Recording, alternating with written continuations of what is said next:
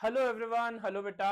बेटा neural control and coordination मैंने YouTube live classes में ऑलरेडी खत्म करा दिया है। सारा थ्योरी, सारा कंसेप्चुअल पार्ट हम डिस्कस कर चुके हैं। 3 लेक्चर्स लगे थे 1-1 घंटे के, जिसमें ये सारा चैप्टर ओवर हो गया था। फिर एक क्लास और ली थी मैंने, लेक्चर 4, जिसमें मैंने सारे क्वेश्चंस नीट 2026 के एक्सपेक्टेड क्वेश्चंस अपनी तरफ से फ्रेम करके डिस्कस किए थे, और सारे आई होप आप सबने देख लिए होंगे। तो आज का ये लेक्चर किस लिए है? ये जो लेक्चर है ये उसी प्लेलिस्ट का लास्ट लेक्चर ऐड होने वाला है। इस वीडियो में मैं आपसे डिस्कस करूंगा hidden lines of neural control and coordination. तो आज की इस वीडियो में मैं सारी हिडन लाइंस जो एनसीईआरटी में कहीं लिखी हैं और उनसे कोई क्वेश्चन अच्छा फ्रेम हो सकता है, कैसे फ्रेम हो सकता है वो भी मैं आपको बताऊंगा और वो लाइंस डिस्कस करूंगा। ठीक है, अगर ये सब लाइंस आपको आती थी ऑलरेडी, ये सब क्वेश्चंस, ये सब लाइंस आपको आते थे, तो कॉन्ग्रेचुलेशंस, आपका ये चैप्टर नीट लेवल पे बहुत अच्छे से प्रिपेयर हो चुका है। लेकिन अगर इनमें से कोई भी एक ऐसा फैक्ट, कोई भी ऐसी लाइन जो आप मिस कर रहे हो, तो वो आपको बताएगा कि भाई और अच्छे से पढ़ना है, रिवाइज करना है। ओके, तो मैं स्टार्ट करता हूं। सबसे पहले पेज पे जो पैराग्राफ था बेटा, रेड पेन यूज कर लेते हैं हम। सबसे पहले पेज पे जो पैराग्राफ था, इससे एक जो लाइन जिससे क्वेश्चन बन सकता है, in our body the neural system and endocrine system jointly coordinate and integrate all the activities of the organ so that they function in a synchronisation. ये एक लाइन है जिससे क्वेश्चन फ्रेम किया जा सकता है। Which of the following statement is correct in correct, जिसमें question में न्यूरल सिस्टम ओनली कर सकते हैं, एंडोक्राइन सिस्टम ओनली कर सकते हैं, इससे 2 स्टेटमेंट बना सकते हैं, in our body neural system, in our body endocrine system, और दोनों करेक्ट हो जाएंगे स्टेटमेंट। ठीक है, तो ये एक स्टेटमेंट है जिससे क्वेश्चन को फ्रेम किया जा सकता है। ओके, तो ये स्टेटमेंट आपको ध्यान में रखनी है। अब धीरे धीरे हम आगे बढ़ेंगे, थोड़े क्वेश्चंस का लेवल बढ़ता रहेगा। अब एक क्वेश्चन बन सकता है बेटा कि दुनिया का पहला न्यूरॉन जो है वो किस में देखा गया था? दुनिया का पहला न्यूरॉन जो है बेटा वो हाइड्रा में देखा गया था। तो hydra it is compose of a network of neurons. तो दुनिया का पहला न्यूरॉन हाइड्रा में देखा गया था, ये एक क्वेश्चन बन सकता है। साथ साथ ये भी क्वेश्चन बन सकता है हाइड्रा किस फाइलम से बिलोंग करता है? हाइड्रा बिलोंग करता है coelenterata phylum of animal kingdom. Okay, फिर एक क्वेश्चन बन सकता है इंसेक्ट्स का। Neural system is better organized in insects where a brain is present along with a number of ganglia and neural tissues. तो ये भी एक क्वेश्चन बन सकता है, जिसमें मैंने गैंग्लिया, न्यूरल टिश्यू, न्यूरॉन, ये ऑलरेडी लेक्चर 2 में पढ़ा चुका हूं, और उसकी एक मैंने शॉर्ट वीडियो भी बनाई थी। उस शॉर्ट वीडियो का लिंक मैं रिलेटेड वीडियोस में डाल दूंगा, उससे भी आपको क्लैरिटी आ जाएगी। ठीक है, तो लेकिन ध्यान रखना आपको हिडन लाइंस का। और आगे बढ़ते हैं। अब इससे एक क्वेश्चन बनता है विसरल नर्वस सिस्टम।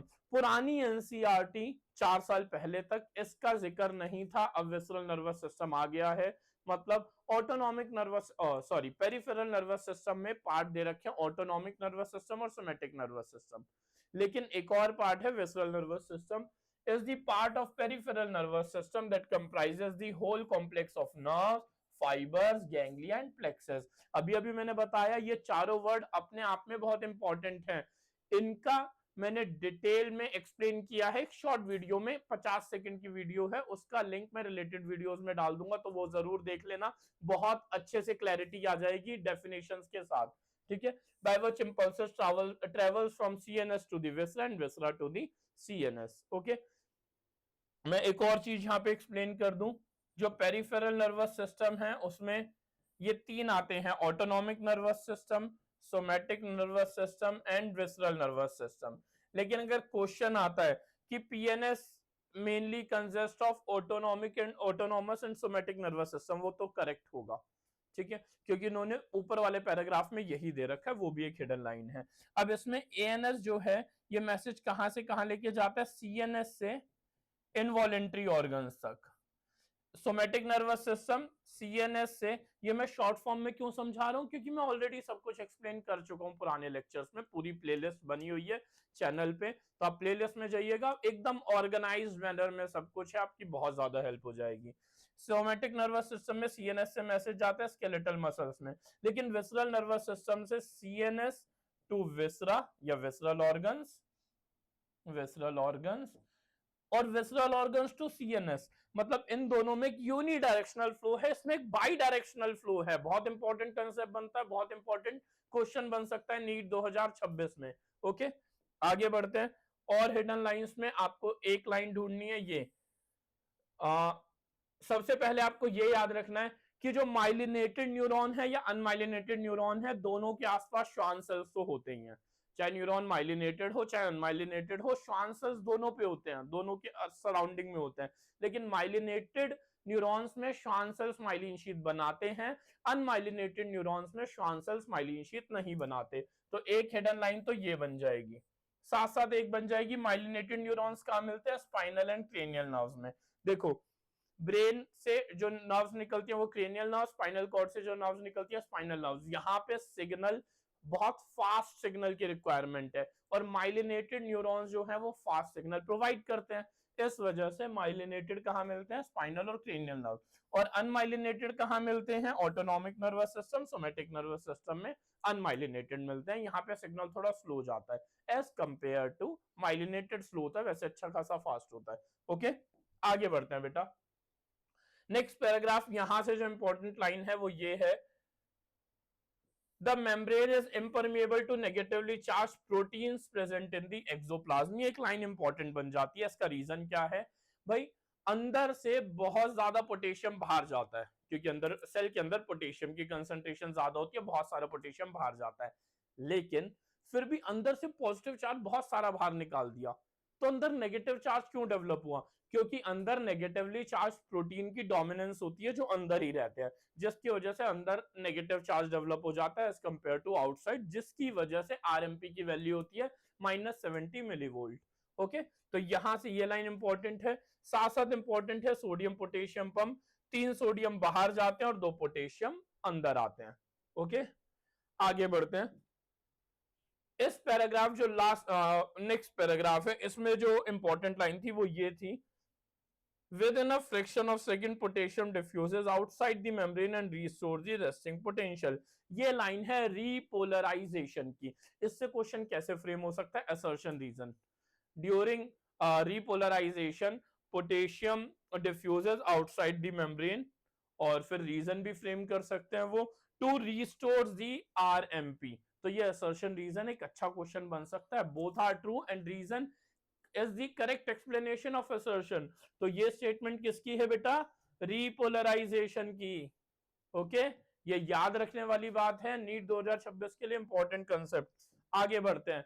अब ट्रांसमिशन ऑफ इंपल्सेस, जहां साइनेप्स की बात आती है, वहां पे सबसे इंपॉर्टेंट लाइन जो बच्चा ध्यान नहीं दे, तो electrical synapses are rare in our system, not absent. ऐसा मत सोचना कि इलेक्ट्रिकल साइनेप्सेस हमारी बॉडी में एब्सेंट होता है, रेयर, बहुत कम है। ठीक है, रेयर इन अवर सिस्टम, ये इंपॉर्टेंट लाइन है। इसके बाद एक और नेक्स्ट पैराग्राफ जो एनसीईआरटी में नेक्स्ट पेज है, इसमें द न्यू पोटेंशियल डेवलप में बी ईदर एक्साइटेटरी और इनहिबिटरी। जो नया पोटेंशियल डेवलप होगा नेक्स्ट न्यूरॉन पे, वो एक्साइटेटरी भी हो सकता है, इनहिबिटरी भी हो सकता है, depending on the neurotransmitter. Next concept आता है बेटा फोर ब्रेन पे। फोर ब्रेन का जो कंसेप्ट है, अब इसमें जो इंपॉर्टेंट लाइन है, कॉर्पस कैलोसम की लाइन इंपॉर्टेंट है। Hemisphere are connected by tract of nerve fibres called corpus callosum. यहाँ पे आपको याद रखना है पार्शियली, ये ऐसा नहीं है जो इसे कंप्लीटली कनेक्ट करता है, दिस इज पार्शियली। ये एक वर्ड है जो एनसीईआरटी की डेप्थ है, थोड़ा डेप्थ में जाते हैं तो पढ़ते हैं ये, कि ऐसा नहीं है सेरिब्रल हेमिस्फीयर टोटली फ्यूज्ड है, अच्छे से कनेक्टेड है, वो पार्शियली कनेक्टेड है with the help of corpus callosum tract of nerves. इसके साथ साथ आपको जो याद रखना है बेटा, वो याद रखना है, यहाँ पे जल्दी से हम ढूंढते हैं, और ये माइलिन शीट के पॉइंट मैं ऐसे ही बता देता हूँ। एक जगह आएगा ग्रे मैटर, ग्रे मैटर में आपको याद रखना है अनमाइलिनेटेड न्यूरॉन होंगे, शॉर्टकट इज गन। और एक जगह व्हाइट मैटर, व्हाइट मैटर में होगा माइलिनेटेड न्यूरॉन। ठीक है, एक क्वेश्चन ये बनता है। इसके साथ साथ कंसेप्ट बनता है, the cerebral cortex contains motor area, sensory area and large region that are neither clearly nor sensory in function, neither clearly sensory nor motor in function. और एक लाइन आती है थैलेमस की जो इंपॉर्टेंट होती है, thalamus is a major coordinating centre for sensory and motor signalling. ये भी एक लाइन है जो बहुत ज्यादा इंपॉर्टेंट है।